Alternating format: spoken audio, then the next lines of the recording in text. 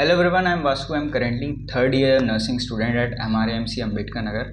तो मैंने भी 2023 में जब BSc नर्सिंग का एंट्रेंस एग्ज़ाम दिया था तो मुझे भी बहुत सारी क्वेरीज थी कि एग्जामिनेशन पैटर्न कैसा रहेगा, उसके क्वेश्चंस कैसे रहेंगे। तो वैसे ही मैं एक वीडियो आज बना रहा हूँ जिसमें मैं इसके एग्जामिनेशन पैटर्न, सब्जेक्ट्स और क्वेश्चंस कैसे आते हैं, कहाँ कहाँ से उठ के आते हैं, उनके बारे में बात करने वाला हूँ। So let's start the video.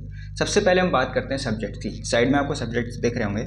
सबसे पहले आता है physics, chemistry, biology, nursing aptitude, general science and English.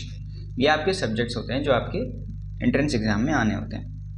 अब बात करें अगर इसके पैटर्न की, तो एग्ज़ाम रहने कैसे वाला है। इंग्लिश प्लस हिंदी जो आपका एग्ज़ाम आता है, जो आपका क्वेश्चन पेपर आता है, वो इंग्लिश और हिंदी दोनों में आपको दिखाई देने वाला है। तो अगर आप हिंदी मीडियम हो तो आप हिंदी में भी पढ़ाई कर सकते हो, इंग्लिश मीडियम हो तो आप इंग्लिश में भी पढ़ सकते हो। मॉडरेट लेवल, बहुत ज़्यादा हार्ड पेपर नहीं होता बट बहुत ज़्यादा इजी पेपर भी नहीं होता है। मॉडरेट लेवल पे रहता है कि बहुत ज़्यादा हार्ड क्वेश्चंस नहीं पूछेगा, लेकिन इतना भी नहीं है कि इतना आसान कर दे कि सभी लोग करके आ जाएं। 120 क्वेश्चंस आते हैं। पहले जब मैंने दिया था 2023 में, तब तो एग्जामिनेशन जो पैटर्न था वो बहुत अलग था। अभी जो नया पैटर्न है, 120 क्वेश्चंस आते हैं जो कि 120 MCQ होता है। सारे मल्टीपल चॉइस क्वेश्चन होते हैं। आपको ऑप्शन दिए होंगे 4, जिसमें से आपको एक करेक्ट करके आना होता है।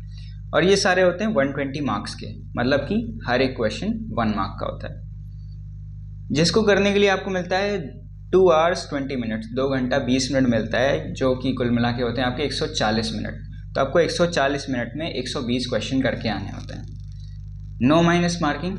अब आपको इसकी टेंशन नहीं लेनी कि अगर आप कोई MCQ गलत करोगे तो ऐसा ना हो कि उसका क्वेश्चन मतलब मार्क्स जो आपके माइनस हो जाए। इसमें कोई नेगेटिव मार्किंग नहीं है। आप A to Z सारे क्वेश्चन अटैम्प्ट करके आ सकते हो, 1 से लेके 120 तक सारे क्वेश्चन अटैम्प्ट करिए, जितना आ रहा है सब करके आइए।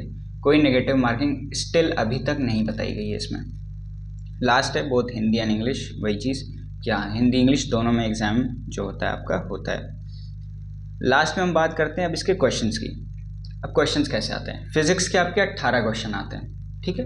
अब फिजिक्स का लेवल कैसा रहता है। फिजिक्स में जो आपके इंट्रोडक्शन पार्ट होता है ना, किसी भी चीज़ को आप पढ़ना स्टार्ट करते हो, फॉर एग्जांपल कोई टॉपिक उठाया आपने, उसको पढ़ना स्टार्ट किया, तो उसके आपको डीप में नहीं जाना। कोई न्यूमेरिकल नहीं आएगा आपका कि आपसे कोई बड़ा सा ऐसे क्वेश्चन दे दिया कुछ वैल्यूज़ देके और कह दिया कि इसको सॉल्व करो, ऐसा कुछ नहीं आने वाला है। सिंपली आपसे लॉ पूछ लेगा, साइंटिस्ट पूछ लेगा, बेसिक सी चीज़ें पूछ लेगा एकदम आपकी बुक से उठा के। ऐसा बहुत ज़्यादा न्यूमेरिकल्स और बड़े बड़े सवाल नहीं करके आने होते हैं। केमिस्ट्री सेम 18 क्वेश्चन, बट इसमें कोई भी तरह की रिएक्शन नहीं पूछी जाती आपसे कि डिटेल में रिएक्शन डिफाइन करो, ये प्रोडक्ट बताओ, कुछ नहीं।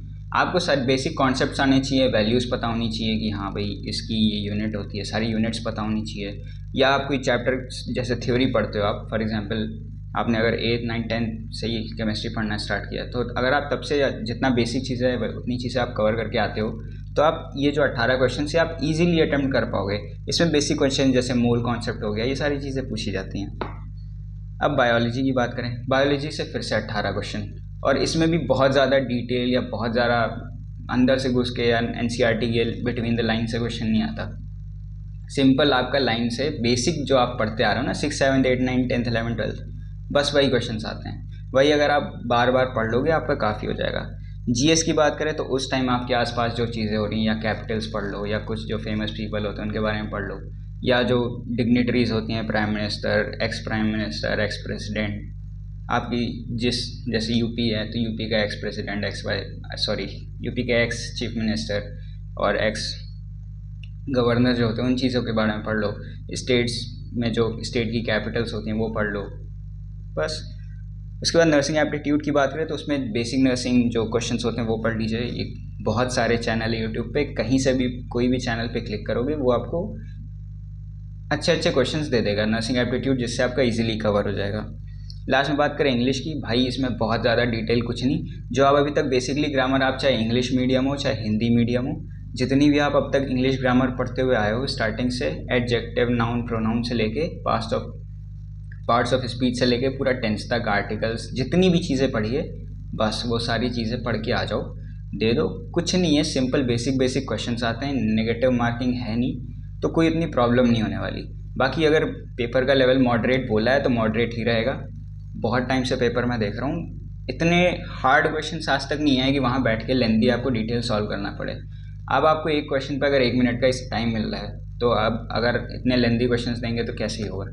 तो वही चीज़ है कि आप फिजिक्स केमिस्ट्री में मोस्टली लोग परेशान रहते हैं, कुछ नहीं है बहुत ज़्यादा, उतना हाई लेवल का पेपर नहीं आता, सिंपल सिंपल चीज़ें हैं। आप बेसिक चीज़ें बस आप अपनी तैयार रखो, जो जो बेसिक बेसिक कॉन्सेप्ट्स होते हैं, बेसिक जितना आप बेसिक चीज़ें पढ़ लो। जब आपको लगे ना कि कुछ हार्ड पढ़ने का मन करे, नहीं, आप और पुरानी चीज़ें पढ़ना स्टार्ट कर दो, बस बेसिक लेवल पे, बहुत सिंपल, बहुत कम लेवल पे पेपर आता है। ठीक है, ये था आज का एग्ज़ाम पैटर्न। अब नेक्स्ट वीडियो में हम बात करेंगे कौन सी बुक्स आपके लिए बेटर रहेंगे, या क्या क्या चीज़ें आपको पढ़नी चाहिए अगर आप बीएससी नर्सिंग एंट्रेंस एग्ज़ाम देना चाहते हो। तो ऐसे ही सब्सक्राइब कर लीजिए, क्योंकि अगर नेक्स्ट वीडियो आएगी तो आपको जल्दी पता लग जाएगा। बाकी ठीक है, लाइक शेयर सब्सक्राइब करना मत भूलिएगा। Thank you so much.